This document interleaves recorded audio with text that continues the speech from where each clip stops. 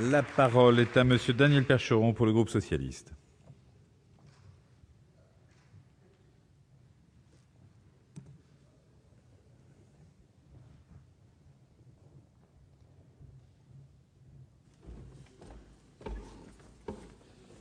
Monsieur le Président, Madame le Ministre, mes chers collègues, il faut conclure et savoir conclure un débat. Et je crois que j'ai 4 minutes, pour parler du Big Bang.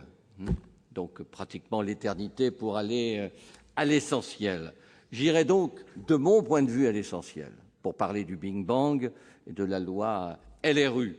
Premièrement, du point de vue de Hubble et donc de la stratégie de Lisbonne, un peu abandonnée, mais qui nous rappelle tout simplement que l'Europe a cru, au tournant des années 2000, qu'elle pouvait devenir naturellement le continent le plus intelligent du monde.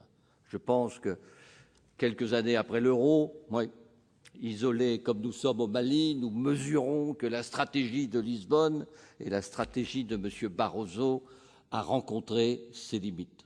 Mais, si vous le permettez, je le ferai aussi du point de vue d'un élu régional. Et c'est peut-être un point de vue, un pas de côté qui peuvent être décisifs pour apprécier certains aspects de ce rapport très dense, Madame le rapporteur, sur la loi de 2007 et sur ses conséquences pour la nation et, en ce qui me concerne, pour les régions et ma région.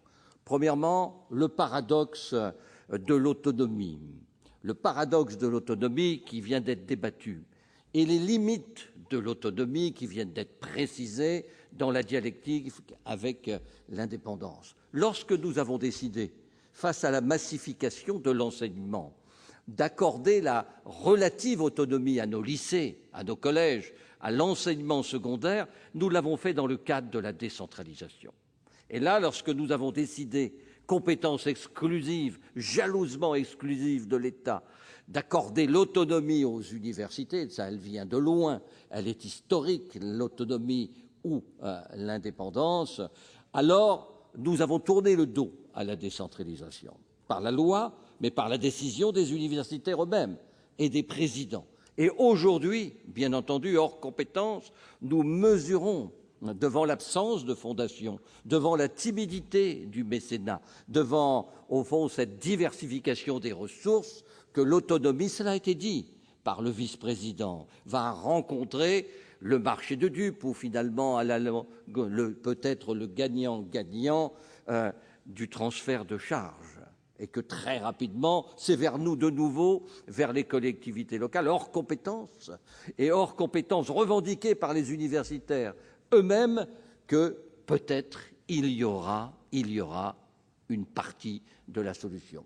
Alors vous me direz, c'est un pas de côté, c'est un peu décalé. Non, parce qu'au moment de la loi, dans le contrat de projet État-région, Madame le ministre, en 2007, la région a mis plus d'argent que l'État, hors compétence de la région. Bref, nous savons de quoi nous parlons et même à cette tribune, même en 4 minutes, un peu prolongée, nous avons le droit de le dire.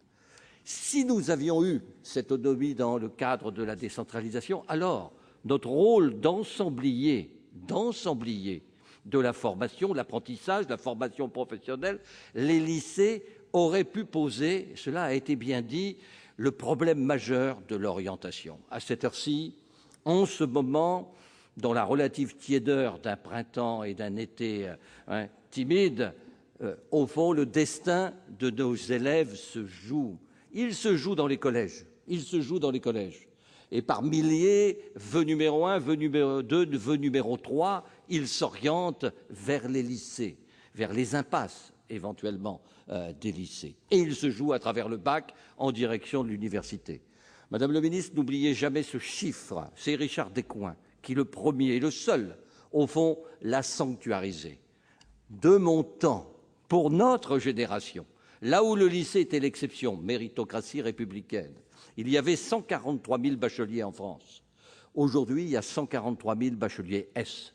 Ça veut dire que le lycée de toujours, le lycée magistral, a été préservé volens-nolens, volontairement, involontairement, par les classes moyennes et les classes moyennes supérieures, par la bourgeoisie.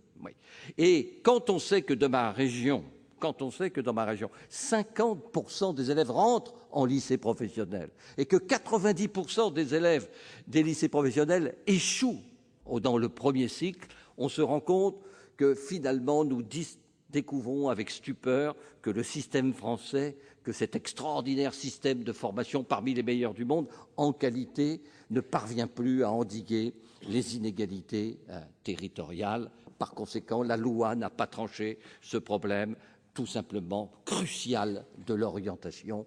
Là, après le bac, ils vont être sur des quais et les trains ne mènent nulle part. Chez nous, le chômage des jeunes est à 32%, le décrochage concerne 20 000 jeunes chaque année.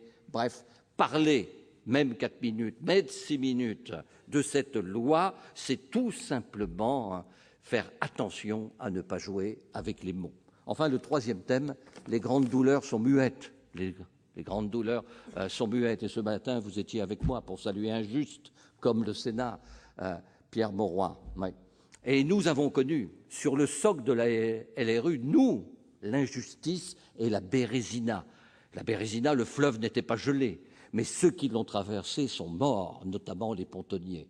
Parce que sur le socle de la LRU, le campus international, oui, et puis les investissements d'avenir, les milliards d'euros ont fait notre malheur. Nous avons été sacrifiés, Madame le ministre. Pourtant, l'ARS, quelle idée de la supprimer. Pourtant, l'ARS nous avait mis 8e, 7e oui, sur l'échelle de la compétition. Nous pensions pouvoir être parmi les gens retenus. La méthode a été diabolique, elle a été confidentielle, elle n'a pas fait la une des journaux, elle n'a donné lieu à aucune statistique, elle n'a jamais été illustrée par les cartes et par conséquent, vous le savez, chez nous, un élève, à travers ces 2 concours d'excellence, ces 2 agrégations finalement tranchées par le Premier ministre, oui, a reçu parfois 15 fois moins qu'un élève de l'Île-de-France, qu'un étudiant, 14 fois moins qu'un étudiant d'Aquitaine, 13 fois moins qu'un étudiant de Rhône-Alpes. Je termine. Par conséquent, les grandes douleurs sont muettes. Je termine. Mais nous avons été sacrifiés. J'espère qu'au fil des années, vous avez à peu près 10 ans de mandat à exercer, Madame le ministre. Vous pourrez faire appel devant le Sénat et devant l'opinion de cette situation intolérable. Merci.